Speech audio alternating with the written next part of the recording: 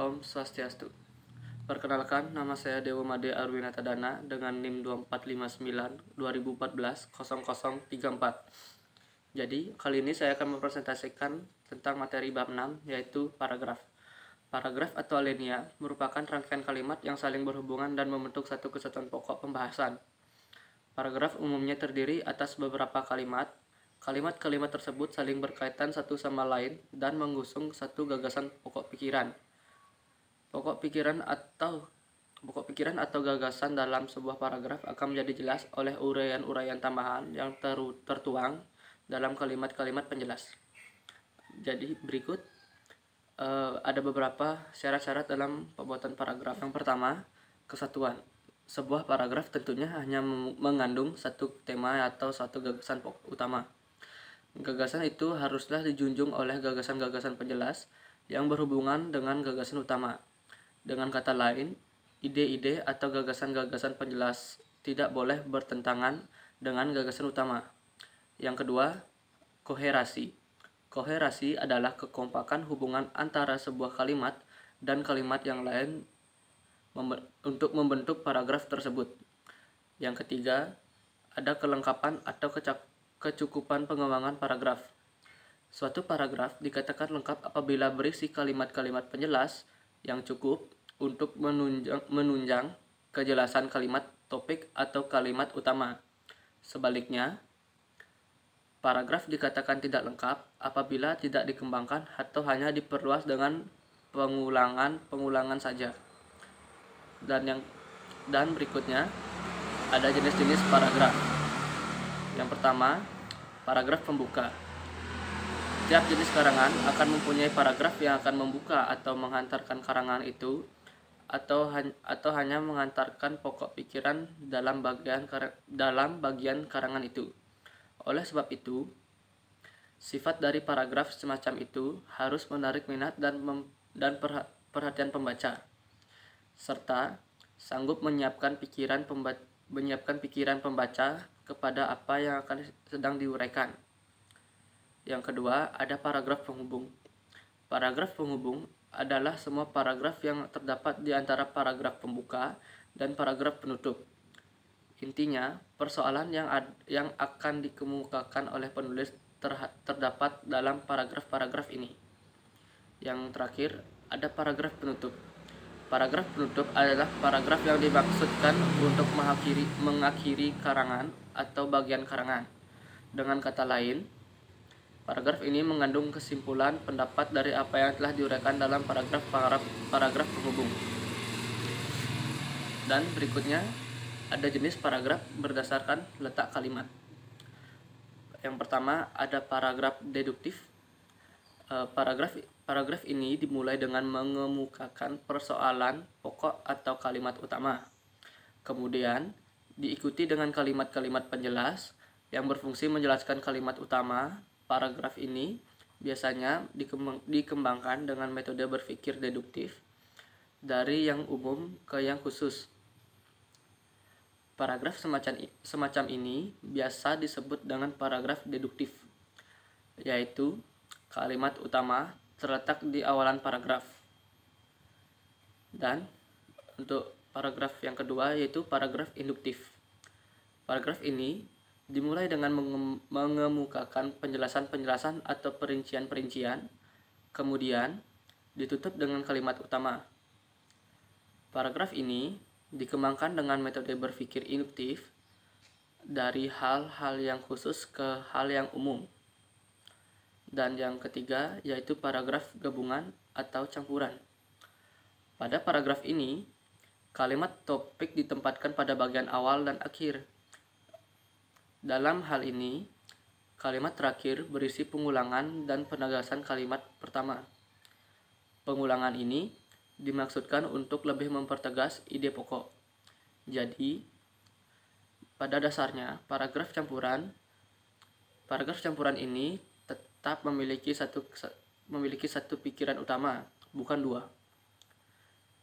Yang seterusnya, paragraf tanpa kalimat utama atau kalimat utama pada seluruh paragraf. Paragraf ini tidak mempunyai kalimat utama. Berarti Pikiran utama tersebut ada di seluruh kalimat yang membangun paragraf tersebut. Berikut ini biasa digunakan dalam karangan berbentuk narasi atau deskripsi. Berikutnya, paragraf ineratif. Paragraf ineratif adalah paragraf yang kalimat utamanya terletak di tengah-tengah paragraf. Dalam paragraf ini, kalimat penjelas dipaparkan terlebih dahulu, lalu diikuti kalimat utamanya, dan diakhiri dengan kalimat penjelas lagi. Dan berikutnya ada paragraf berdasarkan bentuk unit tulisan atau sifat isinya. Dalam bentuk unit tulisan atau sifat isinya, paragraf dibedakan menjadi 1. Paragraf narasi. Paragraf narasi adalah paragraf yang menceritakan suatu peristiwa atau kejadian.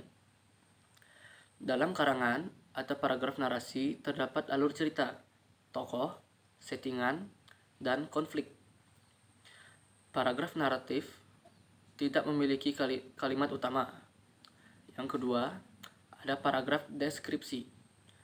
Deskripsi adalah suatu jenis karangan yang melukiskan suatu objek sesuai dengan keadaan yang sebenarnya, sehingga pembaca dapat melihat, mendengar, merasakan, mencium secara imajinatif apa yang dilihat, didengar, dirasakan, dan dicium oleh penulis tentang objek yang dimaksud.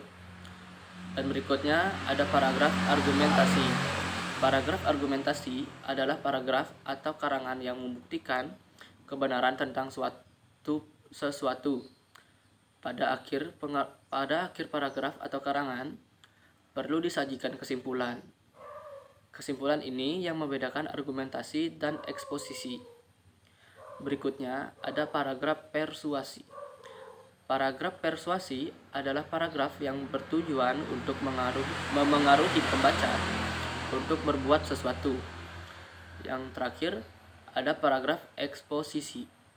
Paragraf eksposisi adalah paragraf yang berisi uraian atau penjelasan tentang suatu topik dengan tujuan memberi informasi atau pengetahuan tambahan bagi pembaca.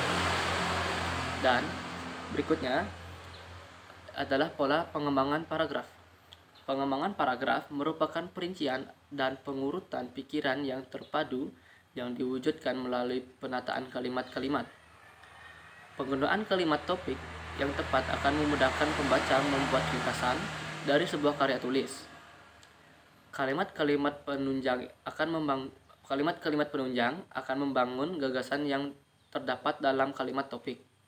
Dalam ringkasan kalimat-kalimat penunjang ini dapat diabaikan. Oleh karena itu, ada 3 persoalan yang tercakup di dalamnya, yaitu yang pertama, kemampuan menentukan dan meletakkan kalimat topik secara tepat. Yang kedua, kemampuan merinci secara maksimal gagasan utama paragraf ke dalam gagasan bawaan, dan kemampuan mengurutkan gagasan bawaan ke dalam satu urutan yang teratur. Dalam bagian ini dibahas mengenai beberapa pola suatu rincian yang sering digunakan dalam tulisan. Yang pertama, pola runtutan ruang dan waktu. Pola ini menggambarkan suatu ruangan dari kiri ke kanan dan dari timur ke barat, dari bawah ke atas, dari depan ke belakang, dan sebagainya. Uraian tentang kepadatan penduduk suatu daerah dapat dikemukakan dengan landasan urutan geografis, atau misalnya dari barat ke timur atau dari utara ke selatan. Dan yang kedua, pola klasifikasi. Klasifikasi berarti membagi suatu dan mengelompokkannya ke dalam kategori-kategori atau golongan umum. Dalam pengembangan karangan-karangan yang diperlukan dalam pengembangan karangan kadang-kadang diperlukan pengelompokan hal-hal yang mempunyai persamaan. Pengelompokan ini bekerja ke dua arah yang berlawanan. Yang pertama, pola runtutan ruang dan waktu.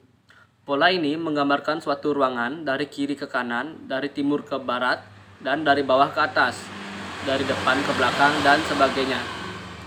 Uraian tentang kepadatan penduduk suatu daerah dapat dikemukakan dengan landasan urutan geografi, misalnya dari barat ke timur atau dari utara ke selatan.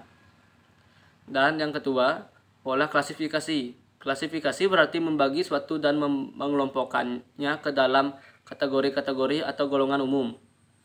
Dalam pengembangan karangan kadang-kadang diperlukan pengelompokan hal-hal yang mempunyai persamaan. Pengelompokan ini bekerja kedua arah yang berlawanan, yaitu pertama, mempersatukan satuan-satuan ke dalam satu kelompok, dan kedua, memisahkan satuan-satuan dari kelompok yang lainnya. Dan yang ketiga, pola susun sebab akibat. Hubungan kalimat dalam sebuah paragraf dapat dibentuk sebab akibat. Dalam hal ini, sebab dapat berfungsi sebagai pikiran utama dan akibat berfungsi sebagai pikiran penjelas. Dapat juga sebaliknya, akibat sebagai pikiran utama, dan untuk memahami akibat ini dikemukakan sejumlah penyebab sebagai perinciannya. Yang keempat, pola susun perbandingan atau pertentangan. Cara pembandingan merupakan sebuah pengembangan paragraf yang dilakukan dengan membandingkan atau mempertentangkan guna memperjelas suatu paparan. Kegiatan ini membandingkan atau mempertentangkan sebuah penyajian persamaan yang berbeda antara dua hal atau lebih. Dan yang kelima, pola analogi. Dalam pengembangan paragraf analogi, uraian didasarkan pada kesamaan dari dua hal atau lebih. Dua hal atau lebih dibandingkan dengan secara sistematis untuk menemukan hal-hal yang sama. Hal yang dibandingkan dapat berasal dari kategori yang sama atau bahkan dari satu atau beberapa kelas yang berbeda. Yang keenam merupakan pola susunan ibarat. Pola susunan ibarat memiliki keserupaan dengan pola susunan perbandingan. Keduanya membandingkan dua perkara atau lebih. Perbedaannya terletak pada hal atau perkara yang dibandingkan. Pada pola perbandingan, pertentangan yang dibandingkan adalah dua hal yang serupa untuk melihat persamaan dan perbedaannya. Sedangkan pada pola susunan ibarat, yang dibandingkan adalah dua hal yang berlainan yang memiliki keserupaan. Dan pola yang ketujuh merupakan pola definisi luas. Paragraf seperti ini biasanya menguraikan sebuah gagasan yang abstrak atau istilah yang menimbulkan kontroversi atau kurang dimengerti, sehingga membutuhkan penjelasan yang memadai untuk menggambarkan istilah tersebut. Yang kedelapan, pola contoh atau ilustrasi. Sebuah gagasan bisa menjadi jelas jika diperkuat dengan beberapa contoh atau ilustrasi. Gagasan yang terlalu umum sifatnya sulit dipahami. Agar pembaca menjadi lebih jelas, diperlukan ilustrasi-ilustrasi konkret. Ilustrasi konkret inilah yang nantinya dikembangkan menjadi sebuah contoh-contoh. Pola klimaks dan antiklimaks. Pembuatan paragraf dengan pola klimaks dilakukan dengan menampilkan gagasan utama dari persoalan yang paling rendah kedudukannya, lalu perlahan-lahan ke gagasan yang lebih tinggi dan paling tinggi kedudukannya. Sementara itu, pengembangan antiklimaks merupakan kebalikan dari klimaks, yaitu memulai dari suatu gagasan tema yang dianggap paling tinggi kedudukannya, kemudian perlahan-lahan menurun melalui gagasan-gagasan yang lebih rendah hingga yang paling rendah. Dan rangkuman dari paragraf tadi yaitu paragraf atau alinea merupakan rangkaian kalimat yang saling berhubungan dan membentuk suatu kesatuan pokok pembahasan. Setidaknya ada 3 syarat yang harus dipenuhi dalam sebuah paragraf, yaitu pertama, kesatuan, kedua, koherasi, dan ketiga, kelengkapan atau kecukupan pembangunan paragraf. Paragraf dapat diklasifikasikan berdasarkan sifat dan tujuannya, seperti paragraf pembuka, penghubung, dan penutup. Berdasarkan letak kalimat topik, paragraf deduktif, induktif, campuran, paragraf tanpa kalimat utama, dan paragraf ineratif, dan berdasarkan sifat isinya. Paragraf narasi, deskripsi, argumentasi, persuasif, dan eksposisi.